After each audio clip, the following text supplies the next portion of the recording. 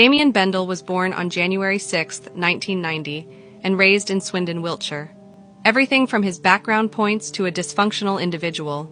Coming from a family surrounded by drug abuse and general criminality, it wasn't long before Damien followed in the family's footsteps.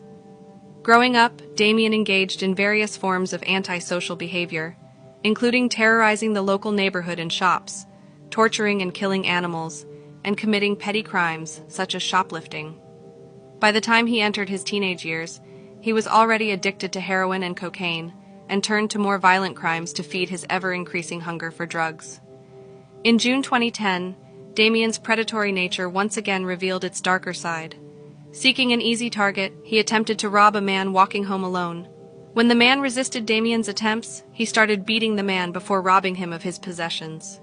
The attack was marked by extreme levels of violence, where Damien used force far exceeding the requirements of the crime at hand, and he continued his assault even after the man lost consciousness.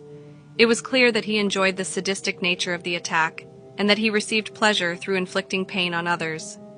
Damien Bendall was eventually tracked down and sentenced to 3 years in jail. After his release in 2012, Damien seemed to keep a low profile, but it wasn't long before he was in trouble with the law once again. In June 2015, he had his sights set on robbing a news agency in Swindon. He saw it as an easy target as the store was pretty quiet, and was only manned by the owner, 62-year-old Narendra Patel. Damien, however, underestimated the bravery of the shopkeeper. After Damien pulled out a knife demanding he hand over the money in the cash register, Mr. Patel instead picked up a golf club which he kept behind the counter and instinctively started swinging it at Damien Bendall.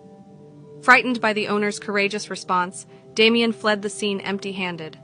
The matter was swiftly reported to the police, triggering a manhunt for the would-be robber. Feeling the pressure closing in on him, Damien eventually turned himself in, and in August 2015, he was once again sentenced to 3 years in prison.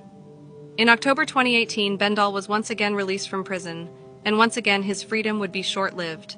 In fact, just a few weeks after being released, he was sent back to prison for not complying with the conditions of his release and for his excessive alcohol abuse. He was sent to prison for another year and was once again released in August 2019.